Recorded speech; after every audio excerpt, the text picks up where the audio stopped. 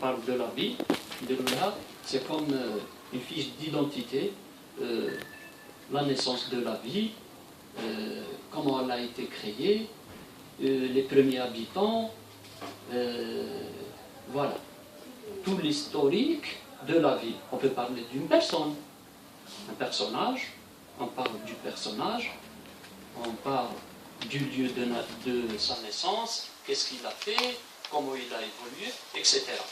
Moi, j'ai choisi le patrimoine bâti.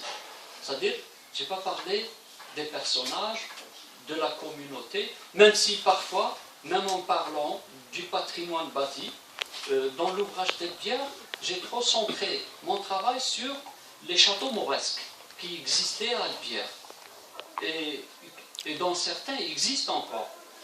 Mais en même temps, en parlant de ce legs, de ce patrimoine, de ces palais mauresques, j'ai parlé un petit peu de la bataille d'Helbert, j'ai parlé des premières tribus, les tribus qui ont colonisé Helbert en 1550. Je vais en parler tout à l'heure de ces tribus, des Modejeres et des Tagarinos, qui ont donné leur nom aux Tagarins. On va en parler de ça tout à l'heure. Donc, la publication, comme je l'ai dit, se fait dans la forme. Dans la forme, c'est des monographies, et dans le fond, c'est le patrimoine bâti. Donc, j'ai voulu me spécialiser dans le patrimoine bâti, ce qu'on touche avec la main. C'est-à-dire ce que nos ancêtres nous ont légué, nous ont laissé. Alors, les monographies, dans le fond, comme je l'ai dit, elles nous renseignent sur plusieurs aspects. Alors, une monographie, comme je l'ai dit, c'est une étude qui se fait sur, comme dans mon cas, une ville. Alors, il y a l'aspect géographique. L'aspect géographique, c'est-à-dire, on va situer la ville dans l'espace, géographiquement, où elle se situe, à côté d'Alger, à l'ouest, à l'est, etc. Il y a aussi les limites géographiques, comment elles s'étendent dans l'espace. Je parle aussi, dans l'aspect géographique, dans ces monographies, je parle des oueds, du réseau, des cours d'eau.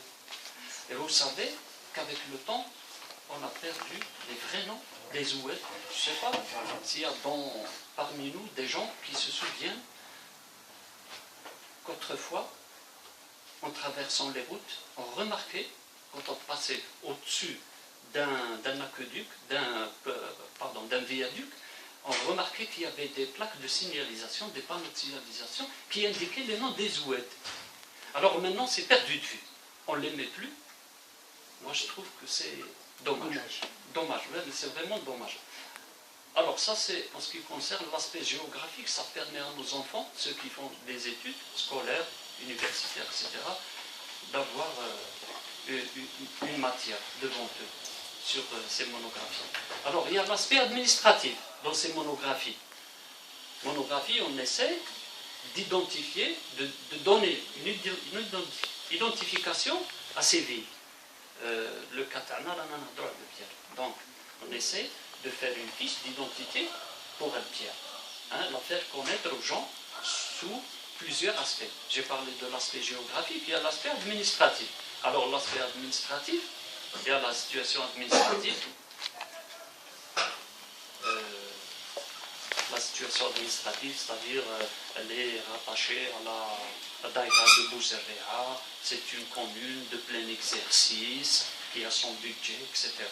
Il y a les limites administratives, il y a aussi les statistiques par rapport à la population, donc tel ou tel nombre de populations qui habitent à Alger. C'est l'aspect administratif. On va passer au dernier aspect, c'est l'aspect historique qui a une bonne part dans mon travail.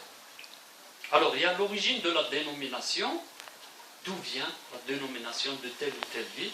Il y a une normalisation des toponymies de temps à autre. Quand je présente mon travail, je dis, par exemple, tel ou tel endroit,